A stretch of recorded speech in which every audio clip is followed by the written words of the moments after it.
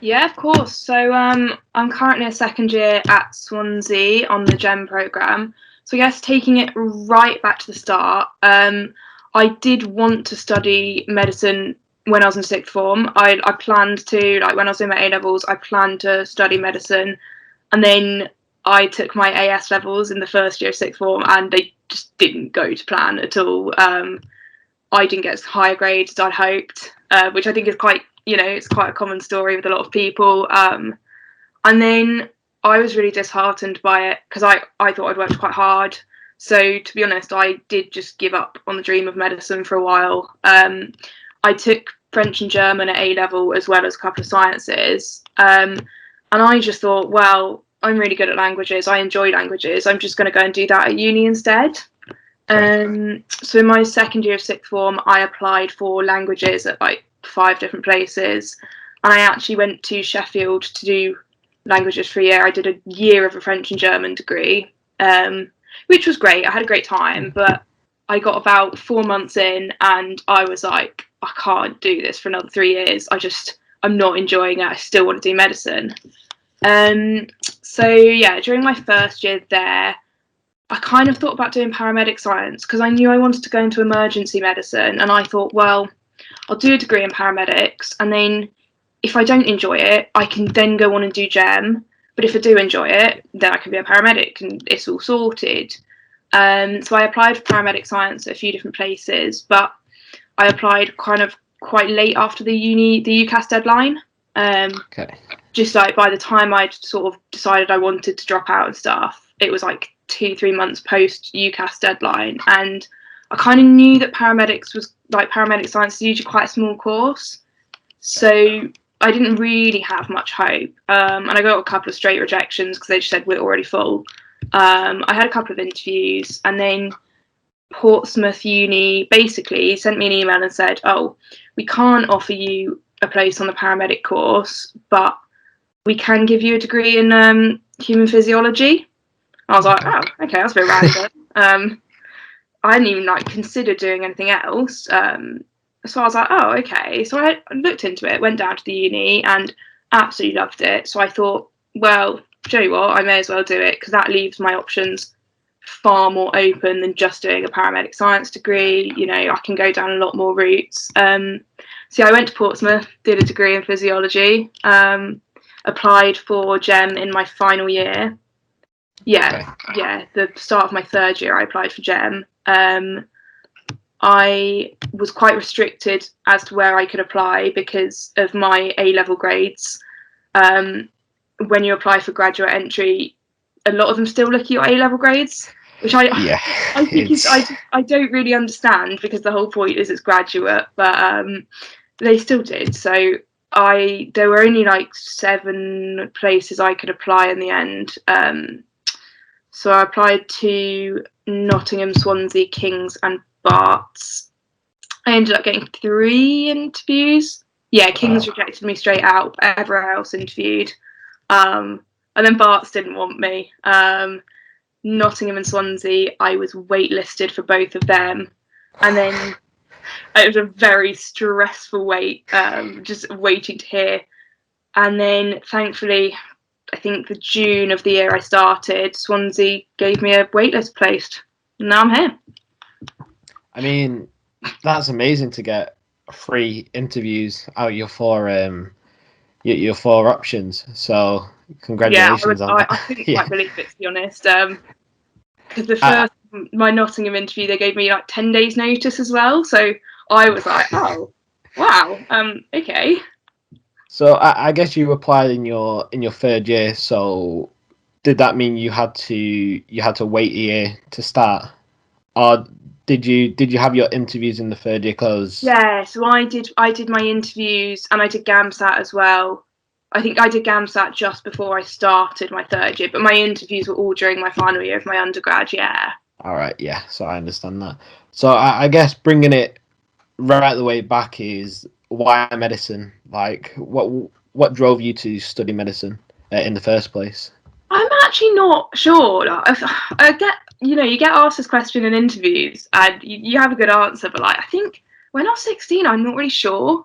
I think I hate to say it, but I actually think part of me was like, well, it's what you do if you're, academic. It's if you're good at sciences and you're bright, you're sort of pushed towards it anyway. And I kind of think I enjoyed my sciences. It looked really interesting, and I was like, sure. And then as the years have gone on, and then I came to applying again, I thought, well, why? What's making me want to do this? Why do I actually want to do it? And I think for me, I do really enjoy the academic side. I think I've always been really fascinated by like disease processes, how they affect us, how they present so differently. Pathophysiology has always really interested me. And I think then coupling that with the caring for people side, like I really love looking after people. And I think what's wonderful about medicine as well, and any aspect of healthcare, people generally really prioritize their health. Like that's a big priority for most people, and I think being able to make a positive impact on that, it's just a feeling you can't really replicate. Yeah, and I guess when they ask you that question, it's the underlying core concepts they're looking for of like you want to be helpful to somebody, you want to obviously progress you have that drive to job progress academically, and obviously at the end of the day there's no better feeling than being able to improve somebody's health on a day-to-day basis. And I guess that's where that immense job satisfaction comes from. And I guess that's why it's like such a highly commendable job at the end of the day. I think definitely that's the most important part for me, is the being able to have that positive difference. Yeah, so I guess going back to the beginning again, what within your application, what like volunteering work or like work experience did you undertake? So I'm probably not a model applicant for medicine, because I think when it came to applying when I was doing my undergrad, I don't really think I did that much medicine related, and I think I just got very lucky with stuff I'd done in A levels when I was prepping the first time. So when I was like 16, 17, I spent a year volunteering in my local hospital doing like patient satisfaction surveys. So just going around the wards and asking people if they're satisfied with their care. And then I did like a week's shadowing as well. But that's literally all the medical related experience I had. And then when I did my undergrad, I spent a year teaching, like helping kids learning to read and stuff, which I guess was, quite useful. And then I spent the summer just before I applied, I spent helping out in a care home, just like volunteering with the activities and stuff like that. I'm trying to think if I did anything else now. Yeah, I don't think I actually did that much relevant work experience. I think I just managed to take some positives out of anything that I had done and somehow managed to talk about it. Yeah, it sounds like you had that. You still had that background of information of like why you actually wanted to be a doctor. You didn't just jump on a whim and say, "Oh, I want to have this career for the rest of my life." I think you still had that background knowledge of what a doctor is, what their daily duties are, because you were exposed to that still as like shadowing in the hospital. So I guess it begs the question on what chose you to just sit the GAMSAT? I mean, did you just sit the GAMSAT, or did you also No, take the so UCAT? I did sit the UCAT as well. And my reason for doing that was because I was quite limited in where I could apply. I thought, well, if I take both, then I can sort of have a bit of a wider range. And the UCAT, I wasn't really like that stressed about, because I was going to take it when I was 17 anyway, so I'd already done a little bit of prep for it then. So but I did take them quite close together, which I wouldn't recommend. I think I took my UCAT 3 weeks before my GAMSAT, or 2 weeks before, and I would not recommend doing that. I would definitely leave some time if you're going to do both. So then I ended up applying to 2 UCAT unis and 2 GAMSAT, because with the GAMSAT you don't get your results for like 2 months, and your application's already sent in before you get your results. So I kind of thought, well, I don't want to bank on just doing that and then actually end up doing really terribly. Yeah, and I guess how did you find the UCAT to the GAMSAT? Because it's really interesting to get somebody's perspective on who was actually sat both of them. I much prefer GCAT because it's a lot shorter and each section's a lot shorter and it's just very varied. I actually quite enjoyed it, to be honest. I had a great time taking UCAT, which probably is quite weird, but yeah. I hate it. I hated GAMSAT. It was one of the worst exams I've ever taken. And I think for me, that's probably because I didn't do that much preparation. And looking back now, I mean, obviously, it worked out for me. I think I got just the minimum score to get in, but looking back now, I think if I'd sort of worked a bit harder for it and started prepping a bit earlier, I probably would have felt a bit more comfortable with it. But it's just because it's so long and so intense. Yeah. Yeah, and I think this is the balancing act of the UCAT is obviously such a bottleneck exam now that you have to be hitting the 2,900s even to get an interview at some places. Is a GAMSAT worthwhile taking? Because yes, it's a longer process, but they seem more relaxed on the scores. Like you just have to hit the minimum, and then you're guaranteed an interview at some places. With the UCAT, you're gonna have to at least be hitting better than 70% of people. Are you just gonna get sliced right right after the bottom? No, that's really true. I would definitely say GAMSAT's worth it. If you are thinking about graduate entry, I would definitely recommend it. I mean, it's a financial commitment as well. It's not cheap to take GAMSAT, and it's a big time commitment. But I just think it gives you more options. And like as you said, if you hit the minimum, you're gonna get an interview. I think that's how I mean, in Nottingham, Swansea, that's how it works. I don't know about the other GAMSAT unis, but yeah, you get what they want as a minimum and you will get an interview. Whereas you're right, UCAT is just so competitive. Yeah, and I guess the flip side to that is the revision that it takes, and obviously the GAMSAT you need to be revising a lot more than the UCAT due to the sheer fact of it's a longer exam. Yeah. So, what particular resources did you use to revise for the GAMSAT? Because I don't think that there's that much information out there on what's good and what's like bad information. Yeah, so I got there's four like official practice papers from ASA, who are the college that sort of set it and stuff.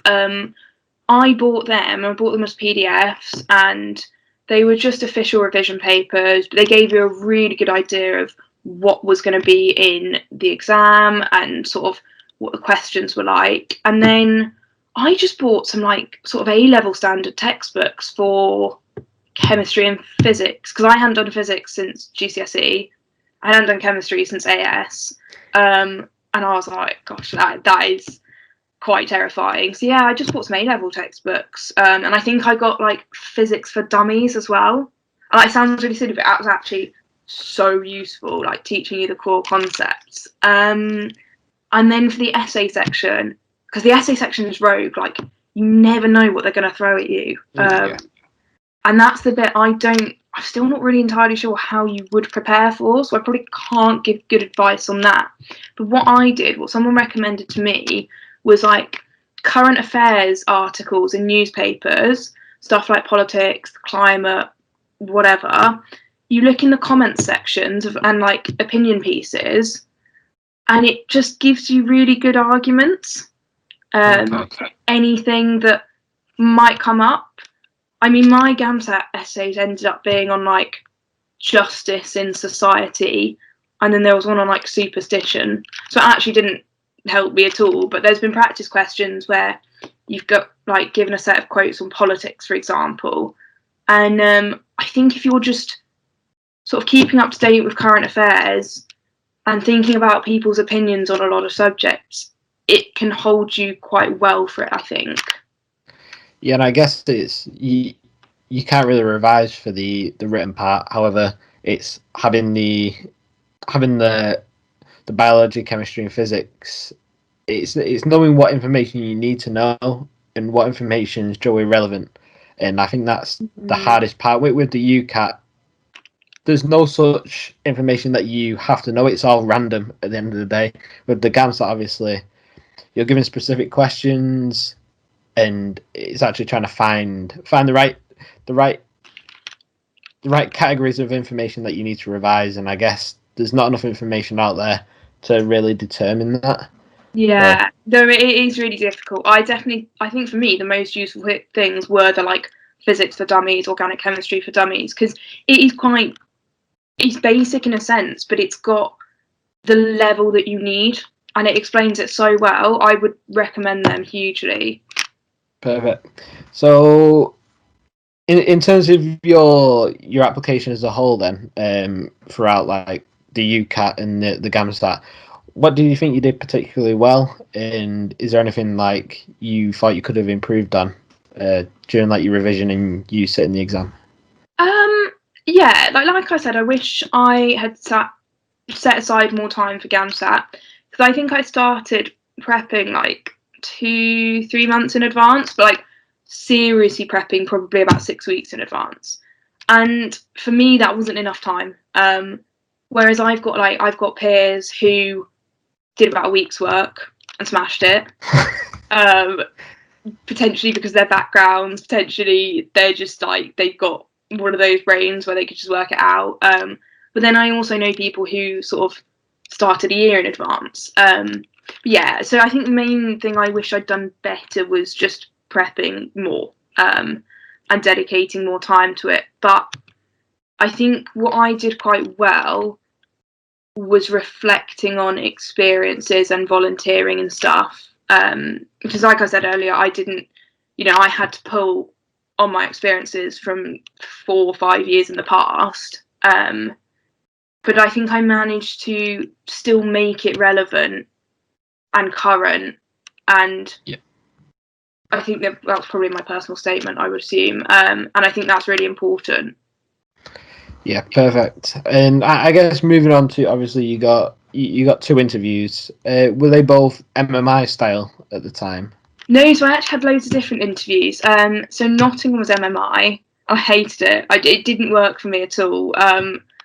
I'd never done anything of the sort before. And for me, I think there were 8 stations, just going from one station to the next, having like 6-7 minutes. Yeah. And the interviewer just they don't give you any interaction. They ask you a question and then you answer and you elaborate, and then they move on. And I think for me, I prefer interviews where you can sort of build a rapport with them. Yeah. So yeah, I'd had an MMI at Nottingham, and then my Barts interview was really strange. We had a group task, which was like a team building exercise, which was quite fun. It was like a leadership and sort of management thing. And I think it was just to see how well you worked by yourself and as a team. But that kind of didn't feel like an interview. That was just enjoyable. And then we had like a one-on-one interview. And then my Swansea one, you do like a written task in the morning. And then you have 2 shorter interviews, which are like, there's 2 interviewers and you. So yeah, there were 3 very different experiences. And I think the Swansea one's very unique with having the written test and then having your interviews. How did you find that sort of like it? I'm guessing when I read up on it, it was based on like medical ethics and obviously how you're going to fit as a doctor. So, how difficult was that written exam? Like, is there any tips or any like pointers you could give for it? I think I wouldn't say it was necessarily difficult. I mean, it is timed, and I think I seem to remember time pressure being sort of a big one for me, because I can't remember how long you get, but I know it's not that long. But it's just ethics and reasoning, and I think the scenarios you're given or the task that you have to do, as long as you explain your reasoning for everything, you're going to be fine. Because at the end of the day, with medical ethics, you just got to explain why you're doing what you're doing. So I think, if the written test, my main point would be just explain everything, and if you've got a decent explanation, you can't go wrong. Yeah, and I guess that's only playing a part towards your full interview. You still have that opportunity to, as you said, build that rapport with the interviewers, and I guess that's where once you're in there, they're already interested. It's trying to beat those last few people to that place, and obviously you can do that with your personal statement and your experience. I mean, you must have done some things correct because you're currently there. So Yeah, I mean, to be honest, when I walked out of my Swansea interview, I was like, I actually don't know if I've done well enough to get in, but I've had such a good day, I don't care. And then when I got an email a couple of weeks later saying, "Oh, you're on the waiting list," I was like, "Oh, well, that's it, then." Because when you're on the wait list, you sort of don't think anything's ever going to come for it. And because I was on the wait list at Knots as well, I was a bit like, "Oh, okay." And I was starting to think about prepping for another cycle of applications. But yeah, then I got a lovely phone call because on the Swansea, I don't know about the other unis, but Swansea, if you get a place, they ring you instead of emailing you. And I just think that's such a lovely touch. But yeah, I was very, very surprised to get in, and I felt very lucky, definitely. yeah, so I guess looking back on your interview, your different interviews now, is there any particular way you prepared for each one? So yeah, I think taking one by one for my MMI. Yeah, I only had 10 days to prepare for the Knots interview, which was just so Yeah. stressful. I mean, thankfully, I was still at uni, so I'd finished for Christmas because it was just before Christmas. But I felt very sorry for people who were like had childcare or had to take time off work. So for that one, it was all a bit rushed. But I kind of had a general idea. I think I went on the medic portal, and they had loads of good sort of pointers for MMIs and for each kind of station you might get. So for that, I just wrote out loads and loads of like example questions and sort of pointers that I might have. And then I kind of used those for my Barts and Swansea interviews as well. And then I think for my Barts one, I don't think I did anything more. But then for my Swansea one, I did a lot of ethics practice and a lot of situational judgment. Just because I sort of knew, and I know now that that's something that's really important to Swansea. Like they place quite a lot of emphasis on it, so I thought, well, I need to be really up to date. And for Swansea specifically as well, I did look quite a lot at the differences between the Welsh and English NHS, because it's just something they do sometimes pick up on. And I thought, well, I'd like to be prepared just in case. Yeah, so I guess looking back now before you started revising and before you started preparing for your application cycle, is there anything you wish you would have known before you began the application to GEM? I wish. Oh God, it's a very difficult question. I wish I would have thought more time, especially for the first two interviews. Actually, I do wish I would have thought more about drawing on specific examples from work experience. So it's really good to say what you've got from each one, and which is what I think I did well in my personal statement. But when it came to MMIs, and they said, "Oh, this is a really important quality in medics, for example, leadership or whatever.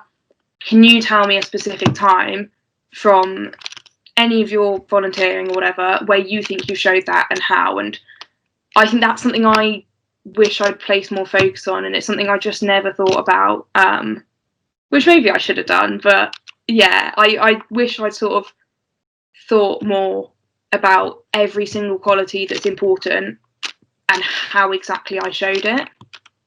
Yeah, so I guess it was just you trying to not just explain the points that you've done, like your work experience. It's trying to see what you've got out of that work experience, which I guess in an interview when it's very, especially in MMIs when it's time pressured as well, you can't really ramble on what you got off this amazing work experience for 20 minutes. It's very much you have to get to the point, but I guess it's it's making sense of those points to the interviewer, which is the hardest part for most people.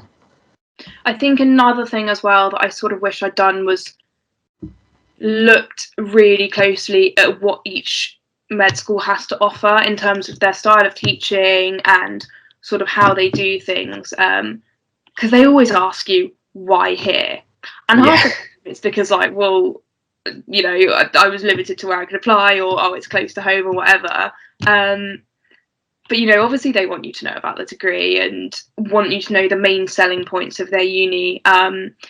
So I kind of wish for a couple that I'd looked a lot more into it, because I knew a general overview of like, oh, this does sort of problem-based learning, or this is more traditional, but I kind of wish I'd done my research a bit more. Yeah, I guess once you get through that initial point of actually getting the interview, then you can do that research. Obviously, Mm-hmm. it's that competitive. You apply where somebody's going to take you, and you go there most of the time. But I guess once you get that interview, you can sort of relax a bit and say, well, they are kind of interested. So what do they offer to me, and what can I offer to them in that case? So I guess moving on to you're in your second year at Swansea now. Are there any like particular myths or like misconceptions that you found like are stigmatized within like Swansea or just like medical school in general? I think I don't know whether it's so much a myth, but I think it definitely is. I guess it is a misconception that doesn't have to be true. Is that you have to dedicate your whole life to medicine. Like I came to med school 18 months ago, or however long ago, thinking I am just not going to have a life anymore. And I know that everyone always places the importance of sort of, you know, having activities other than medicine and having that separate life. But I kind of just thought, oh, it's not going to be true. Like I'm going to have to spend so much time studying and working, and that's absolutely not true. I think you can make it true.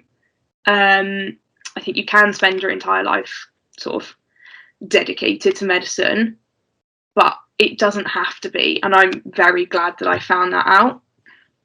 Yeah, I guess it's the aspect of these studygrams of these productivity 100 hours a week, people revising, and I guess medicine is stigmatized as one of the hardest degrees, one of the degrees that you have to put the most hours into, and I guess that gets magnified in you have to do X amount of hours a week, and everybody's saying, oh, they're revising for this amount of hours, so it's almost an expectation at that point. I guess a good place to move on to is how do you find managing like extracurriculars then, and with your degree now?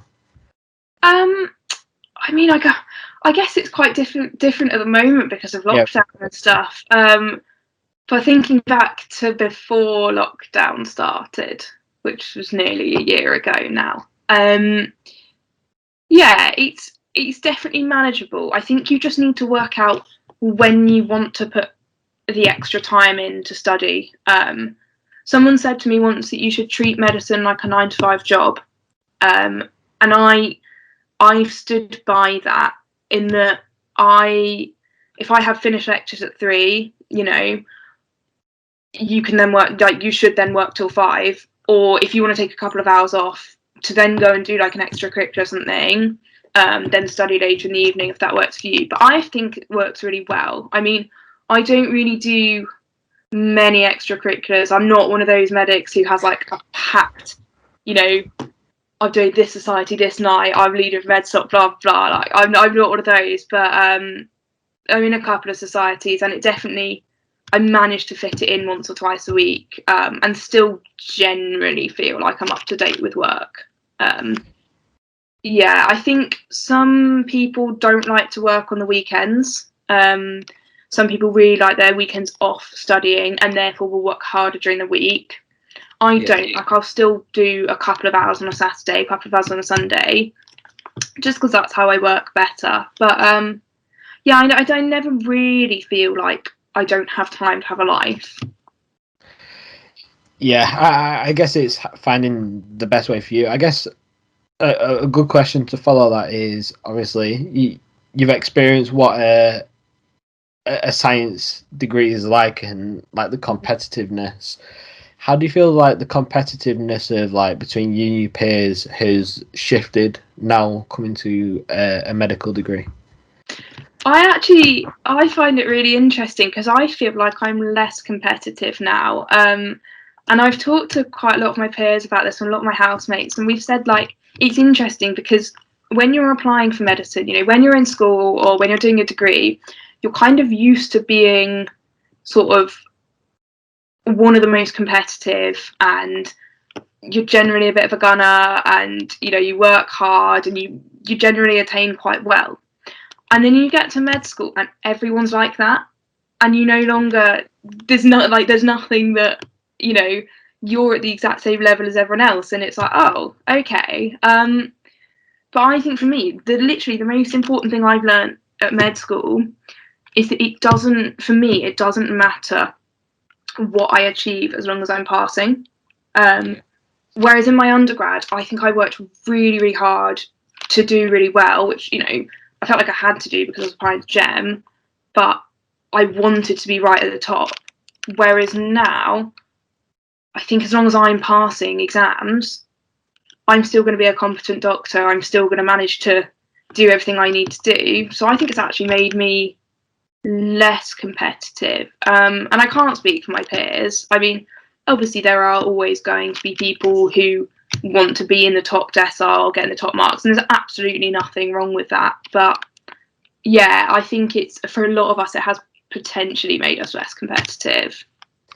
Yeah, and even like even just at my university and within myself, I feel I can I can relate to, obviously. I personally I don't know anything above this application process, and yeah, I want to be hitting that first every assignment and every examination, because ultimately I'm going to be going against people that have also done the same thing, and having that first on your application is going to make you look better than everybody below. On the caveat, it's when you get to medical school, I guess you've all made it. No matter if you pass or you're in the highest decile, you're all going to be graduating with the Mhm. same degree at the end of the day. So, do you think it's more a case of everybody's made it at that point? So instead of everybody competing against each other, you're all like, is it more teamwork based? You all work together to, I guess, like excel, and ultimately like you all want each other to become a good doctor at the end of the day, because you're Yeah, all going to be yeah. working in the NHS.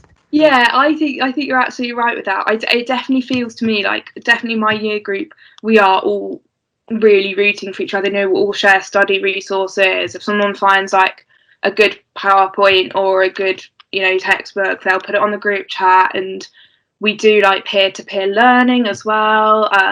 But so we always help each other out. We're always teaching each other, and learning from each other, and it definitely does feel really supportive.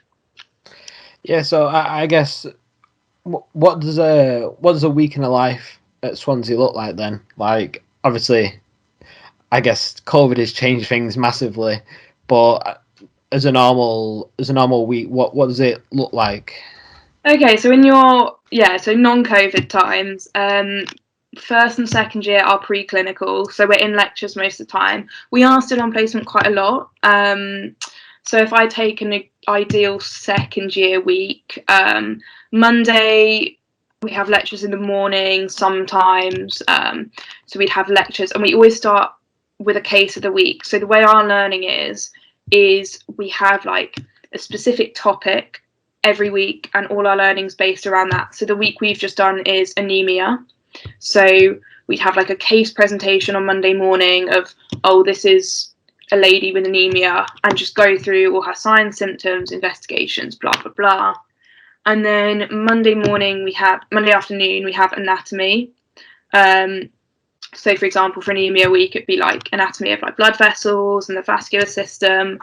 And then Tuesday, we have clinical skills, which obviously at the moment is generally online, but usually we'd be going into our clinical skills suite and learning like examinations, doing practice histories, doing, you know, some procedure practice, all that stuff. And we're split in half then, so half of us go in the morning, half of us go in the afternoon, and then we rotate. And then on a Wednesday, again, we have more lectures on Wednesday morning, sort of like pathophysiology, pathology lectures, more of just basic science sometimes. Then we have Wednesday afternoons off, which is lovely. Thursdays, we have GP placement. So every Swansea medic is assigned to a GP practice. And we have 10 days throughout the year where we go to our GP in like pairs or groups and, you know, just do normal placement stuff there. So that's once every few weeks. But apart from that, we have Thursdays off. And then Friday is usually just like a bit of a summary of the week. So we have like, and we have what we call an expert forum, where it's just like wrapping up the case of the week and any learning that we haven't done yet. Sometimes we get to speak to patients who have the condition that we've been learning about. We do some sort of medical science lectures, medical ethics lectures. Yeah. So it sounds like it's a very jam-packed week. Even though you have a few days off, it does sound like you're almost revising all the time.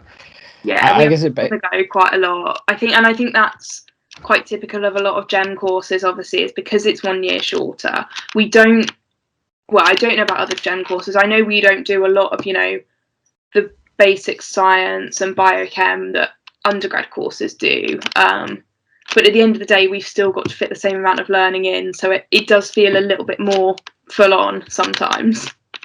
For sure. I guess it begs the question on how did you find the transition from your like revision techniques from your previous degree to like medicine, even just like the core content. Obviously, with you studying a Bachelor of Science, you had to go into a lot more detail rather than breadth.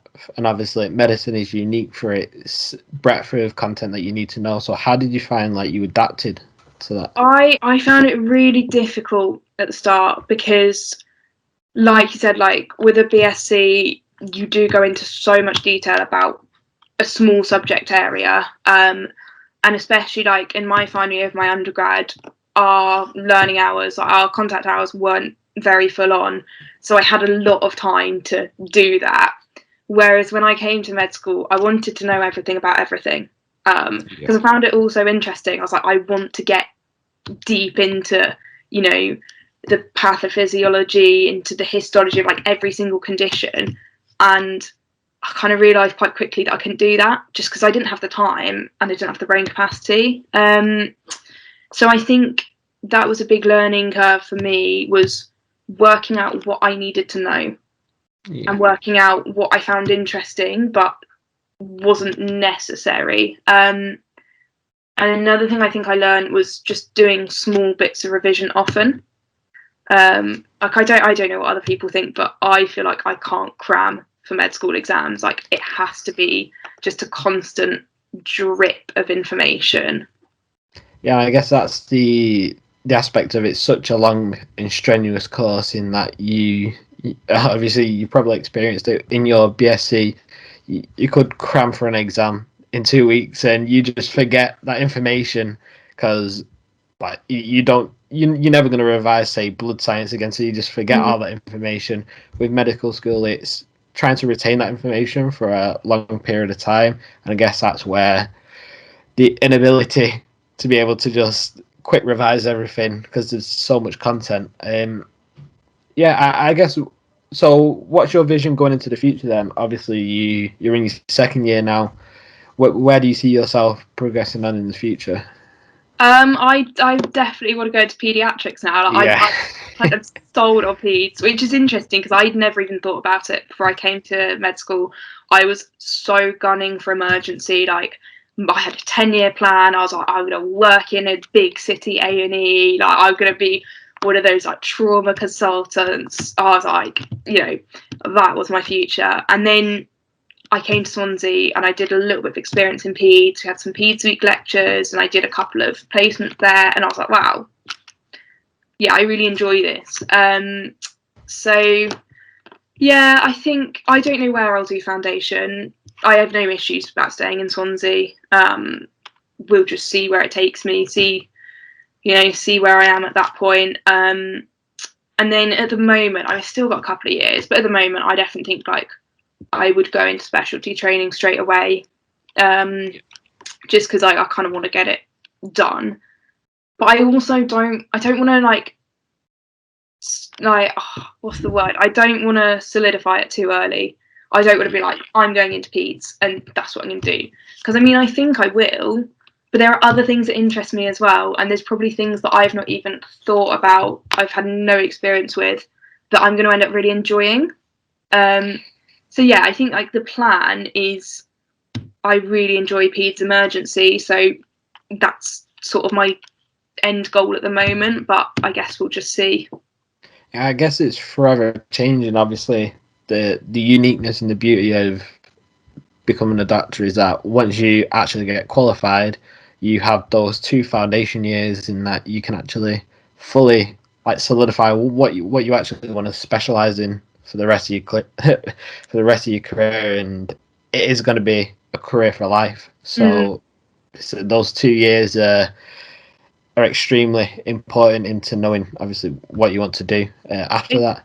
It's quite a terrifying thought though, thinking that Yeah. you choose a specialty and I mean you can change, you can apply for something else, but it's not necessarily that easy to, and it's time consuming, and I think that is quite a scary thought, like saying you do your 2 foundation years and then you set like you're going into something for life. And I guess that's why sort of people taking F3 years and doing locuming for a bit, I guess that's why that's becoming more popular.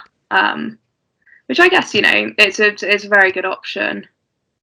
Yeah, I guess it's finding that subject area and where you see you fit the most, and then you can specialize even further into that subject area. Obviously, you want to go into pediatrics, but then it's finding that niche within pediatrics that excites you the most. And I think within medicine, you can either stay at that subject area or you can work your way down into that niche, which is also the beauty of it. In that there's so many different routes you can go. It's not just you're a doctor, that's it. You can be a doctor in so many different things. If that be like a surgeon or a GP, like they're two totally different professions, yet they've all come from the same place. So I guess for future medical students, obviously watching this video, are there any like golden pieces of advice you could give somebody just going through the application process?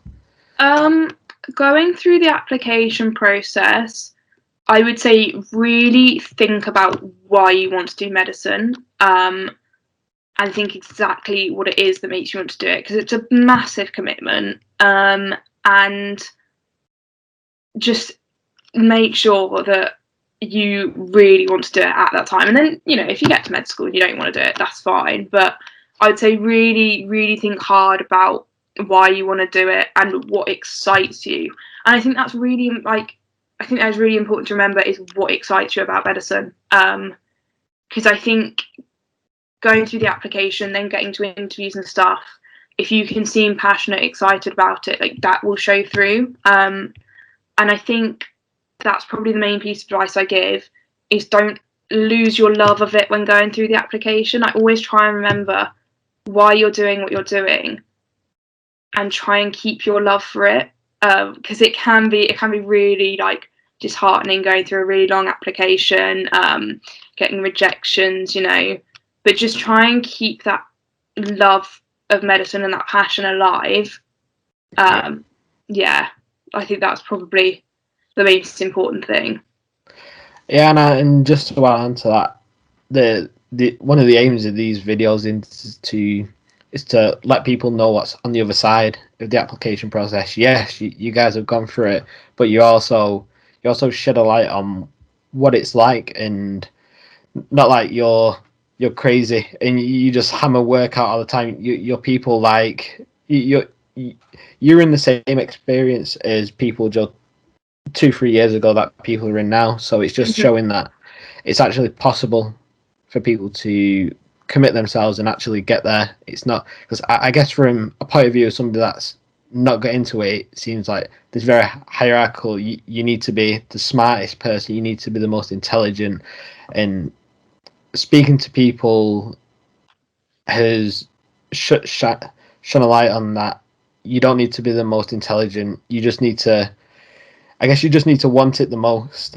And as you said, just don't lose that light of why you're actually doing it, because ultimately that'll help you through this ridiculous application process.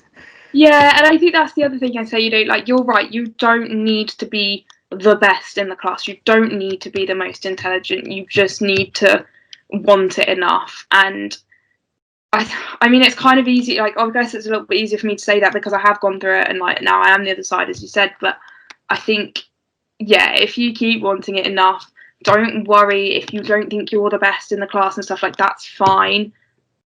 Just keep going for it, and you will get out the other side, and it will be great. Perfect. And I guess finally, for someone starting their first few days out at Swansea, what would be your take-home tips for those students?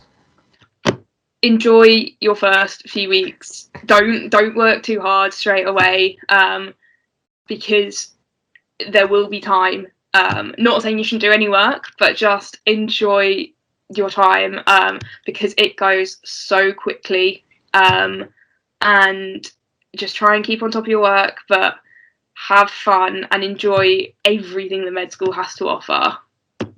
Perfect. Again, thank you for taking the time evening. It's been a pleasure speaking to you. Thank you for having me. So I guess just finally, for our viewers, if they like to get in contact with you or have any other questions, is there anywhere they can find you to ask them?